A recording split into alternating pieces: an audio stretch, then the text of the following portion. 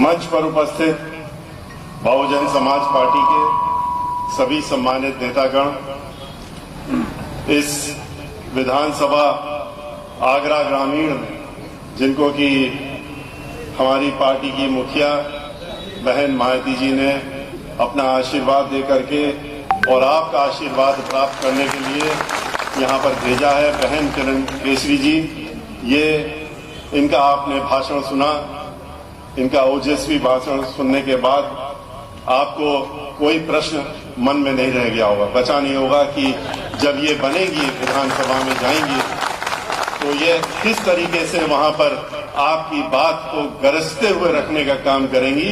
ये आप लोगों ने आज यहाँ पर देख लिया है और ये निश्चित है कि ये विधानसभा में जीत करके पहुंचने का काम अवश्य करेंगे।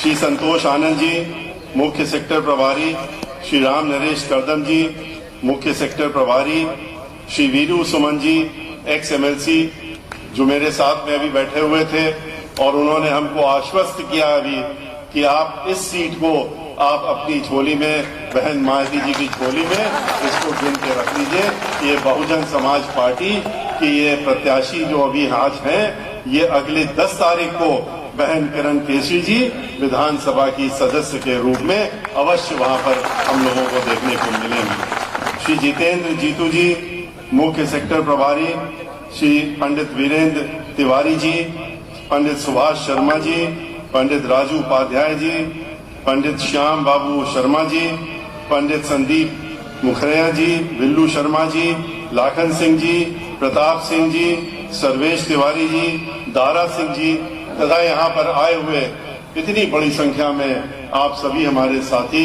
बहुजन समाज पार्टी के समर्थक और किरण केसरी जी को जिताने के लिए और उनका उत्साह बढ़ाने के लिए जो आप यहाँ पर इतनी देर से यहाँ पर आए हुए हैं, आप सभी लोग तथा मीडिया के साथियों, बहनों, भाइयों, आज हम लोग 7 तारीख को, कल चुनाव प्रचार का आखिरी दिन है और 2 दिन के बाद 9 तारीख के बाद 10 तारीख को सुबह वोट पाना है और उसी दिन आपको अपना भविष्य तय कर लेना है।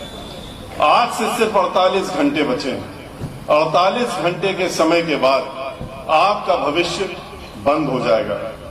आपका बटन लगाने के बाद, बटन दबने के बाद मशीनों में आपका भविष्य तय हो चुका होगा और बंद हो चुका होगा। इसलिए ये 48 घंटे आपके लिए कितने महत्वपूर्ण हैं, ये आप खुद ही सोच सकते हैं। इन 48 घंटों में आपको अपना पूरा समय किस लिए लगाना है, ये बात बताने की अब जरूरत नहीं है। यहाँ पर किरण केसरी जी हम लोगों की कैंडिडेट जरूर है। इनको बहन मायावती जी ने अपना आशीर्वाद दिया है आपके बीच में चुनाव लड़ाने के लिए, ये भी ठीक है। लेकिन हम लोगों की निगाह में, बहुजन समाज पार्टी की निगाह में और हमारी निगाह में, जब आज आप यहाँ पर लोग बैठे हैं, हम लोगों की निगाह में आज आप हमारे प्रत्याशी हैं और आप सभी हमारे प्रत्याशी के रूप में। ये तो मात्र आपके एक नुमाइंदे की तरह से वहां पर मौजूद रहेंगी और इनके नाम पे आप लोग वोट देने का काम करेंगे, लेकिन चुनने का काम आप अपने आप को करेंगे। जिस समय आपको ये बात समझ में आ जाएगी कि ये चुनाव आपका अपना चुनाव है, ये किरण केसरी जी का चुनाव नहीं है, आपका ये अपना चुनाव है। अगर आप इस चुनाव में बटन दबा करके हाथी का और चुनाव जीत गया, चुनाव जीतने का काम कर दिया आपने, तो इसमें किरण केसरी जी तो खाली कहने के लिए वहां पर होंगी, लेकिन आपकी आवाज बन करके आप सभी लोग वहां पर विधानसभा में इनके माध्यम से मौजूद हैं। इसलिए जो बातें आपके सामने अभी किरण जी ने रखी, हमारे और साथियों ने रखी, कपिल मिश्रा ने रखी, औरों ने रखी, उन सबको आपको बहुत ध्यान से समझने की जरूरत है और उनको ध्यान में रखते हुए आपको ये भी सोचने की जरूरत है कि कैसी सरकार आपको चाहिए। आपने तो 5 साल में बहन मायावती जी की सरकार देखी थी, 2007 से 12, फिर आपने 5 साल की सरकार समाजवादी पार्टी की देखी, 12 से 17, और अब आपने 5 साल की सरकार आपने भारतीय जनता पार्टी की भी देखी। भारतीय जनता पार्टी की सरकार और समाजवादी पार्टी की सरकार में बहुत अंतर नहीं है, थोड़ा बहुत अंतर है, बहुत अंतर नहीं है। अगर समाजवादी पार्टी जैसे ही सरकार बनाती है और उसका एक जग जाहिर हो जाता है कि इधर सरकार बनी, अगले ही क्षण से पूरे उत्तर प्रदेश में गुंडागर्दी, माफियागर्दी, दहशतगर्दी, डकैती, फिरौती, ये सारी चीजें शुरू हो जाती हैं, बलात्कार, ये सब शुरू हो जाता है। तो वो एक समाजवादी पार्टी का एक सिंबल है कि अगर हम सरकार में आ गए हैं तो ये सारी चीजें तो प्रदेश में होनी ही होनी है। लेकिन भारतीय जनता पार्टी को आपने उनको उखाड़ के फेंका। आपने सोचा कि हम भारतीय जनता पार्टी को लेके आते हैं। भारतीय जनता पार्टी को जब आप लेकर के आए तो आप पूरे इस उम्मीद से आए थे, ये सोचा था कि ये तो एक धर्म का मुखौटा ओढ़े हुए हैं और ये बड़े धर्मात्मा लोग होंगे, ये जो वादा करते हैं झूठे वादे नहीं करते होंगे, ये झूठ क्यों बोलेंगे, ये तो धर्म का चोंगा पहने हुए हैं।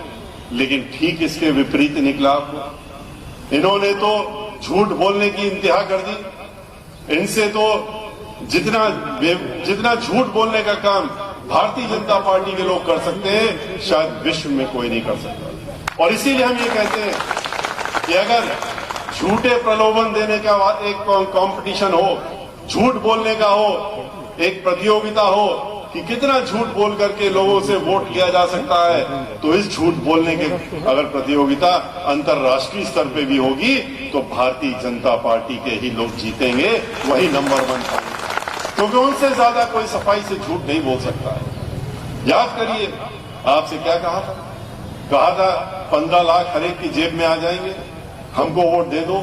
किसकी जेब में आ गए? एक व्यक्ति पूरे ढूंढा नहीं मिला पूरे देश में, तो कह दिया जुमला है। कहा कि 2 करोड़ नौकरियां देंगे, कहां गई नौकरियां?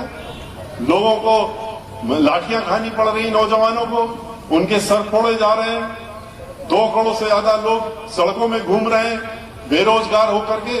बेरोजगारी की सारी लिमिट जो है वो क्रॉस हो चुकी है, जितनी की जब से देश आजाद हुआ है इतनी बेरोजगारी कभी नहीं रही जितनी आज के रोज बेरोजगारी।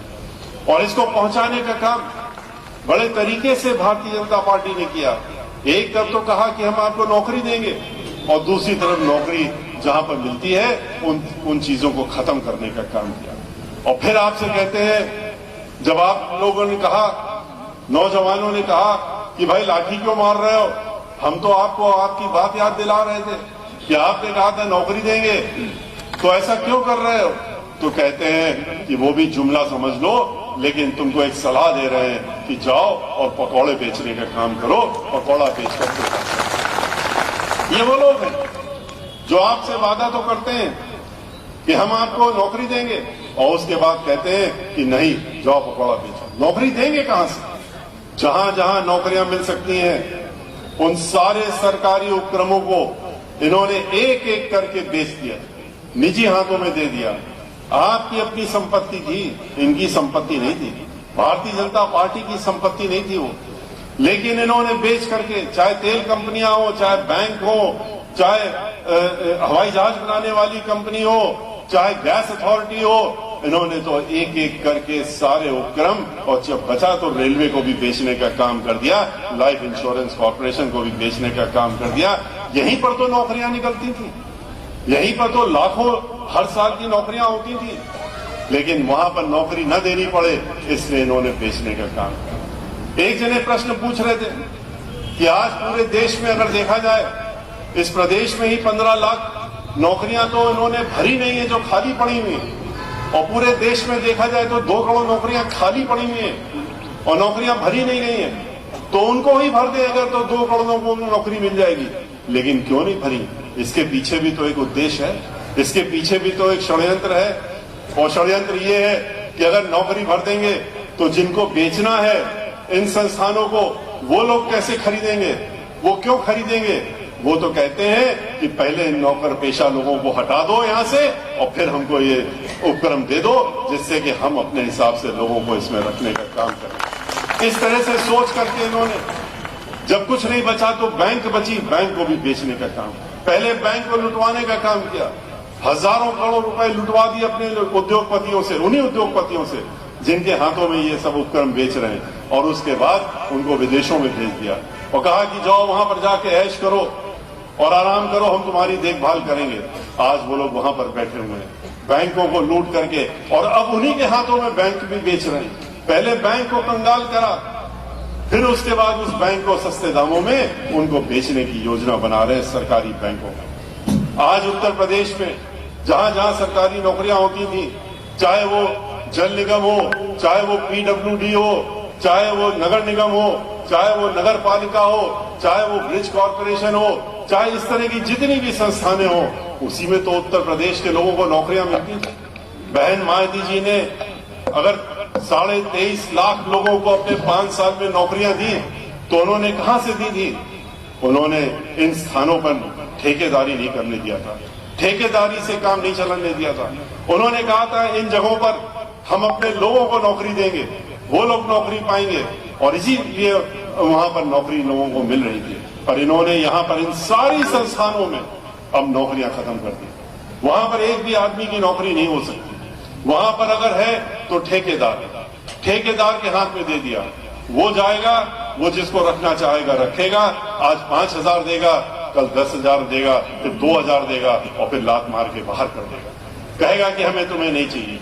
और इसके साथ साथ में सबसे बड़ा षड्यंत्र क्या था इनका, कि रिजर्वेशन खत्म कर दो। इस देश से रिजर्वेशन खत्म करने की जो योजना इनकी और समाजवादी पार्टी की शुरू से चली आ रही है, जिसमें ये दोनों एक साथ हो जाते हैं, इकट्ठा हो जाते हैं, जैसे दंगा फसाद कराने में दोनों इकट्ठा होते हैं, इसी तरह से रिजर्वेशन को भी खत्म करने के लिए दोनों की सोच एक साथ होती है।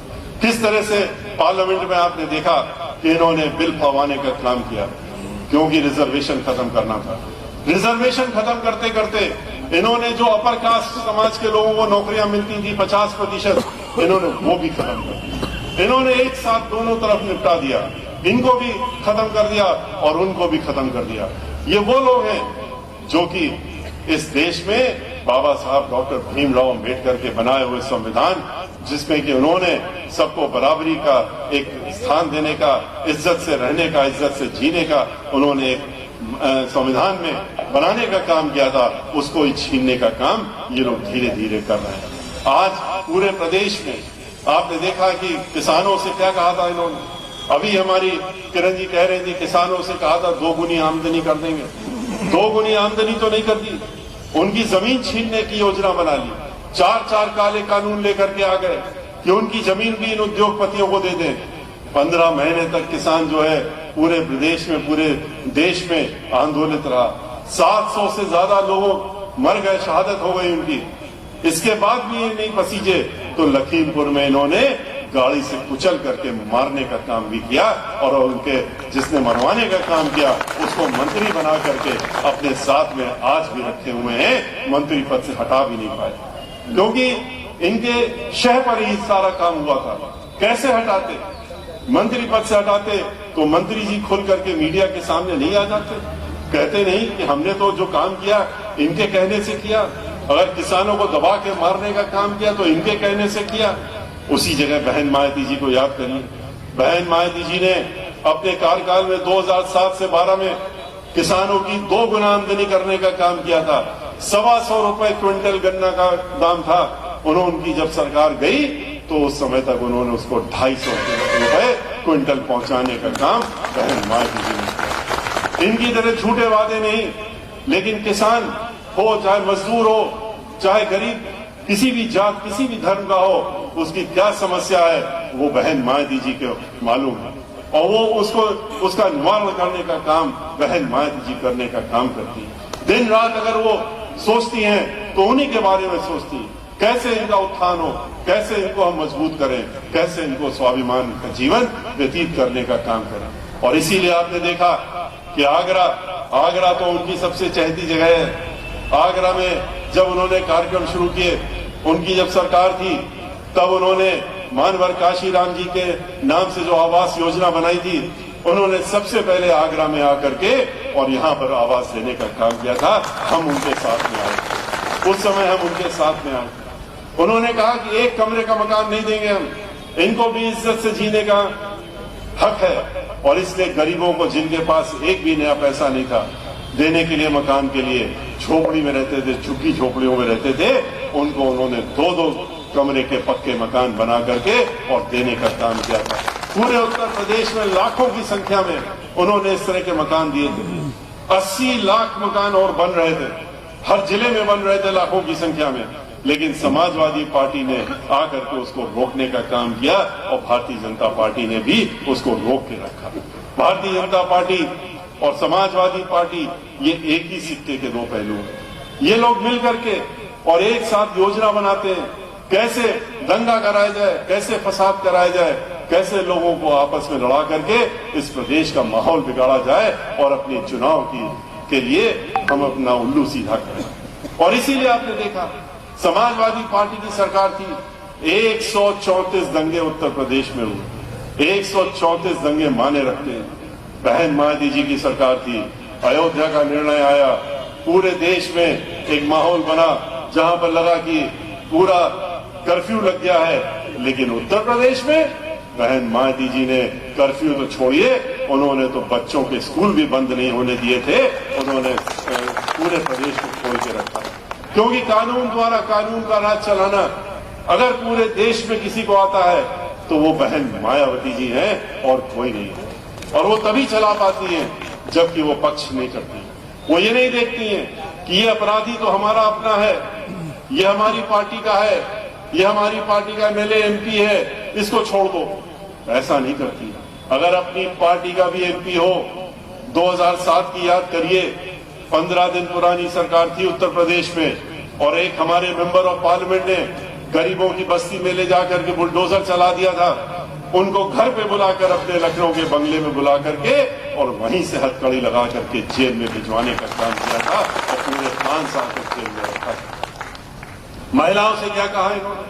महिलाओं से वादा किया कि हम तो महिलाओं को सुरक्षा देंगे, महिलाओं के लिए हम रोजी का इंतजाम करेंगे, महिलाओं को हम पेंशन देंगे, महिलाओं को के लिए गैस का जो है दाम कम कर देंगे, उनके और जो खाने पीने की व्यवस्था होती है उसको कम कर देंगे।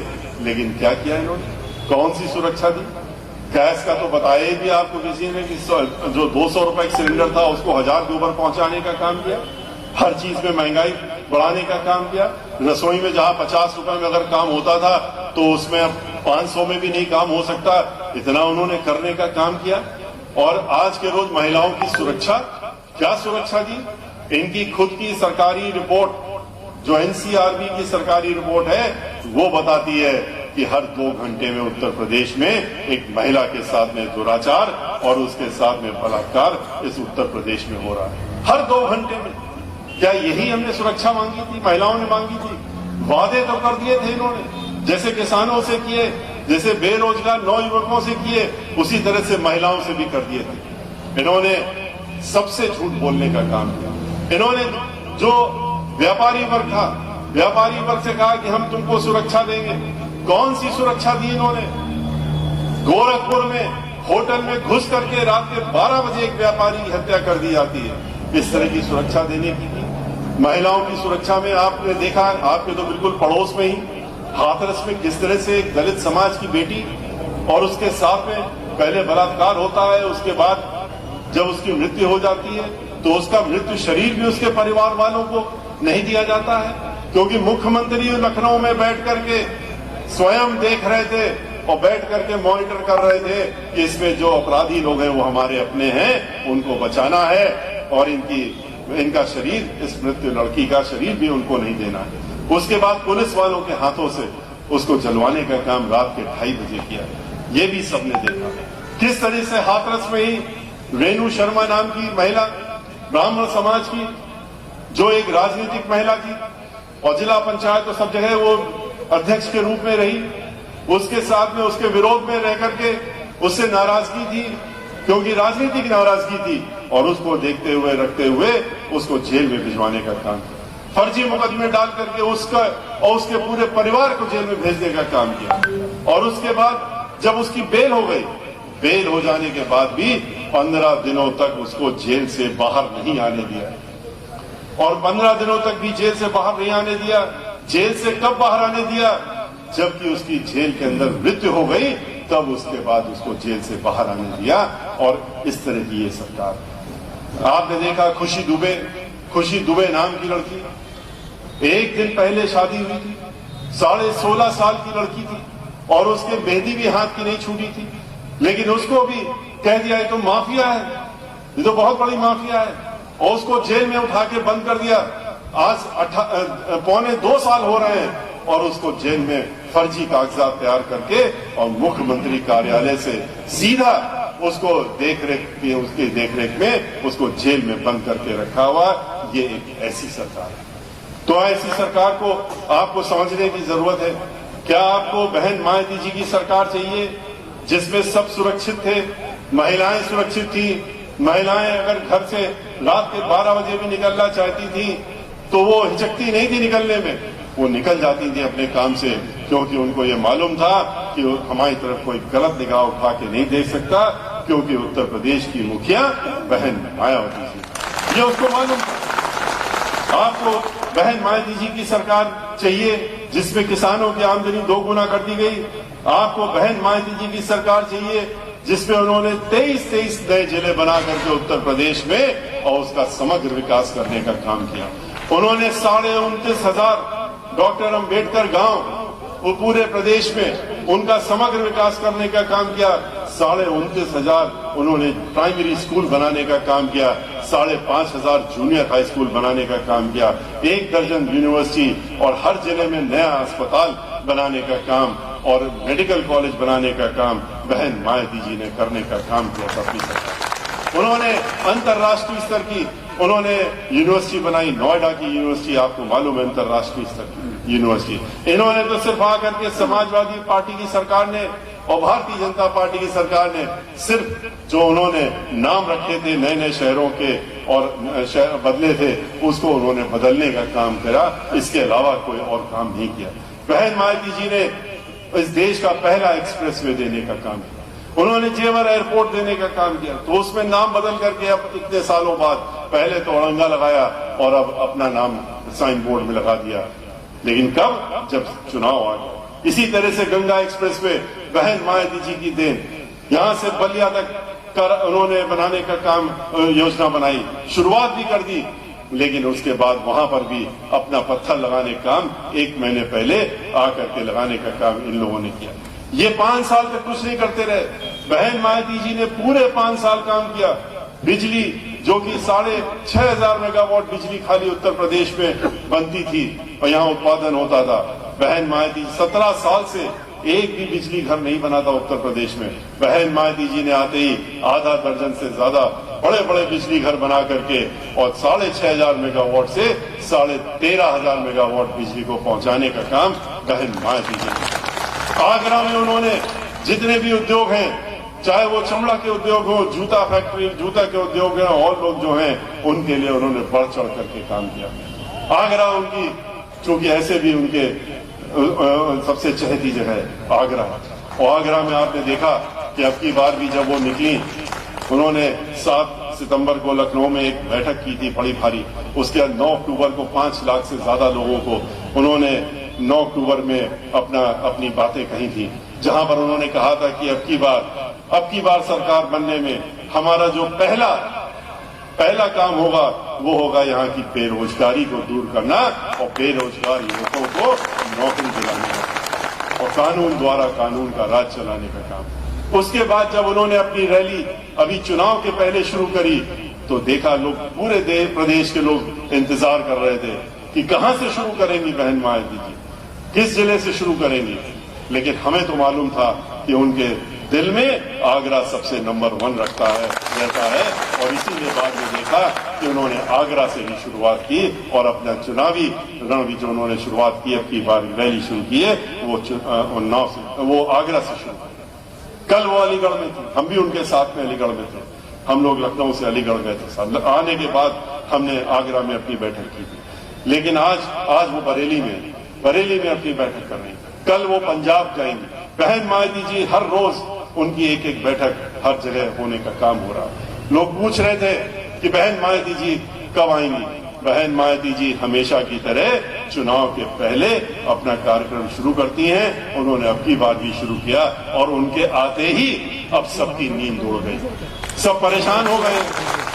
कह रहे बहन मायावती जी कब अपनी रैली बंद करेंगे। अब ये प्रश्न करने लगे, कह रहे हैं कि अब बहुत हो गया, उनसे कहिए विरोधी पार्टियां बहुत परेशान हो रही, चिंतित हो रही हैं। लेकिन अब बहन मायावती जी का जो रथ निकल चुका है, घोड़ा निकल चुका है, हाथी आगे बढ़ चुका है। ये हाथी अब चलता रहेगा और दौड़ता रहेगा। और ये 10 तारीख को जब उत्तर प्रदेश के रिजल्ट निकलेंगे तो उत्तर प्रदेश की सरकार बनाने के बाद ही, जब बहन मायावती जी 5वीं बार उत्तर प्रदेश की मुख्यमंत्री बनेंगी, तभी ये विश्राम करने का काम करेगा। उसके पहले कोई विश्राम नहीं होगा। आप लोगों से भी हमारी यही अनुरोध है कि इन सारी चीजों को ध्यान में रखिए। इनके झूठे वादों में मत जाइएगा। ये फिर से चोंगा पहन करके और मुखौटा लगा करके आपके बीच में आ जाएंगे।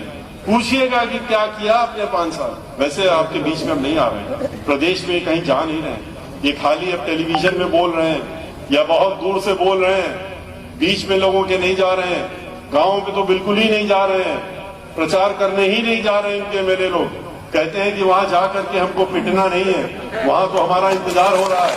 वो लोग तो दोनों हाथ खोल करके बैठे हुए हैं, कह रहे कब हमारे यहाँ आओगे, हम तुम्हारा इंतजार कर रहे हैं। ये वहां जा ही नहीं रहे और न ये जाएंगे। और आपने देखा कि बहन मायावती जी ने तो अपने प्रत्याशियों को 6 महीने पहले से उतारना शुरू कर दिया, अपनी सारी टिकटें देने का काम कर दिया था।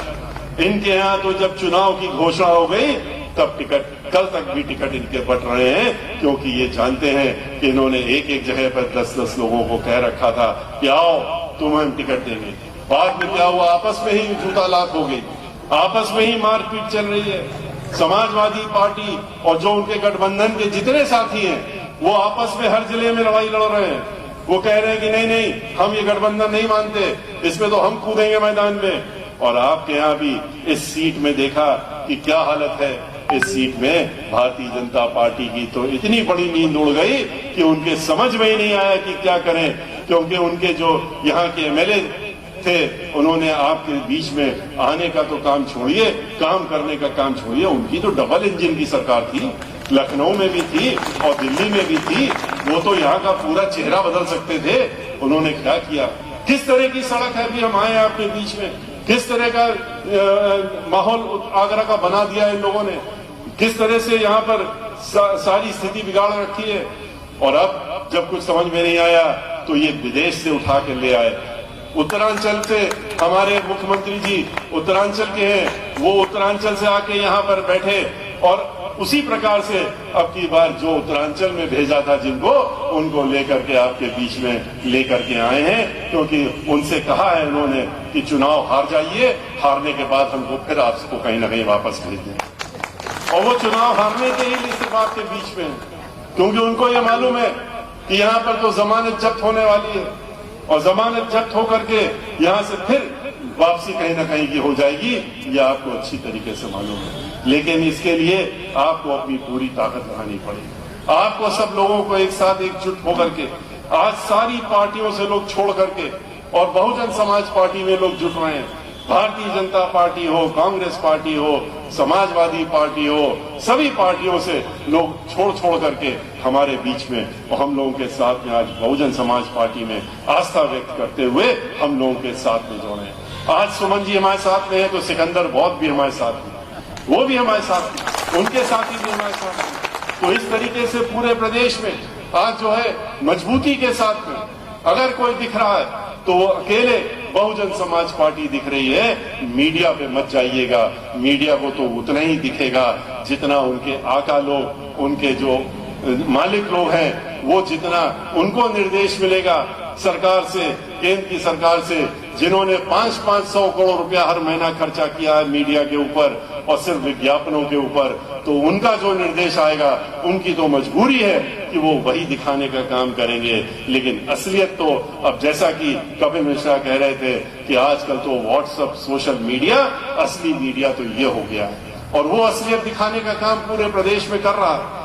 वो दिखा रहा है कि आज बहुजन समाज पार्टी सबसे नंबर 1 की पार्टी उठ करके खड़ी हो गई है और पूरे प्रदेश में बहन मायावती जी के लिए सब लोग इंतजार कर रहे हैं कि कब 10 मार्च आए और 10 मार्च को आकर के बहन मायावती जी मुख्यमंत्री के रूप में इस प्रदेश की अपनी गद्दी संभालने का काम करें और 5वीं बार उत्तर प्रदेश की मुख्यमंत्री बने। लेकिन इसके लिए आप लोगों को अब ये 48 घंटे, जैसा मैंने शुरू में कहा था, ये बहुत ही महत्वपूर्ण है। आपको पूरी ताकत लगानी पड़ेगी और अपनी ताकत झोंकनी पड़ेगी।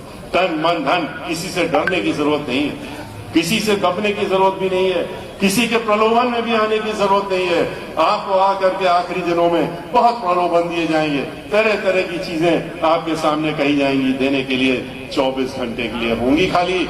याद रखिएगा, अगर आप उसके प्रलोभन में या आपके साथी, आपके नातेदार, रिश्तेदार आ गए तो अगले 5 साल ही नहीं, आपको हमेशा हमेशा के लिए फिर पछताना पड़ेगा और ये दिन आपको दोबारा देखने को नहीं मिलेगा जो आपको 10 मार्च को दिखने जा रहा है। जब बहन मायावती जी सरकार बनाएंगी तो वो आपकी अपनी खुद की सरकार होगी। इसलिए आपसे अंत में हमारा फिर से अनुरोध है, और अपनी बात समाप्त करने के पहले मैं आपसे फिर से अनुरोध करूंगा कि आने वाली 10 तारीख को बहन मायावती जी ने जो आगरा में आकर के अपने उद्बोधन के बाद में अंत में कहा था, उस बात को याद करिए।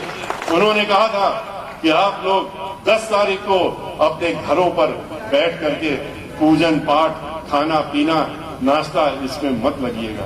आप लोग सुबह उठिएगा, सबसे पहले जा करके वोट डालने का काम करिएगा, उसके बाद लौट करके स्नान ध्यान जो भी करना हो उसके बाद करिएगा। पहले वोट डालने का काम करिए और वोट डाल करके अपने प्रत्याशी को, किरण केसरी जी को जिताने का काम करने का काम। 10 तारीख को अपना हाथी का बटन बड़ी तेजी से दबाइएगा, तब तक दबाए रखिएगा जब तक कि हाथी की चिंगाड़ आपको सुनाई ना दे जाए। जो पैड होता है, एक बगल में स्लिप निकलती है, उसी से हाथी निकल करके जब तक आपको दिख न जाए कि वो पर्ची कट के गिर गई है और उसमें आपने हाथी का निशान देख लिया है, तब तक बटन को दबा के रखिएगा। और अगर नहीं निकले तो फिर बटन से हाथ मत उठाइएगा जब तक कि आप अधिकारी जो वहां पर मौजूद हो उसको बुला करके और दिखा न दे कि देखिए हम बटन दबाए हुए हैं और यहाँ पर वीवीपैट में अभी भी पर्ची नहीं निकली। इस बात का भी ध्यान रखिएगा और अपने साथियों को भी बताइएगा। उन लोगों को भी चौकन्ना रहना पड़ेगा, क्योंकि ये लोग हर तरीके से चुनाव जब हार चुके हैं तो ये साम दाम दंड भेद हर तरह की कोशिश करेंगे और इनकी सारी चीजों से हमको चौकन्ना रहने की जरूरत है, आपको भी चौकन्ना रहने की जरूरत है। और इसी के साथ पुनः आपसे अपील करते हुए कि 10 तारीख को इतने भारी मतों से इनको जिता करके किरण जी को भेजिए कि उत्तर प्रदेश की विधानसभा में आपकी जो उत्तर प्रदेश में जब चुनाव हो और विधानसभा में लोग इकट्ठा हो तो ये आपकी जो ग्रामीण की, आगरा ग्रामीण की जो विधानसभा है, इसका नाम इस बात के लिए लिया जाए कि यहाँ पर सबसे ज्यादा वोट से जीत करके कोई आया है तो आगरा ग्रामीण से जीत करके आया है। इसी के साथ मैं अपनी बात समाप्त करता हूँ, आपसे विदा लेता हूँ। जय भीम, जय भारत, जय भारत।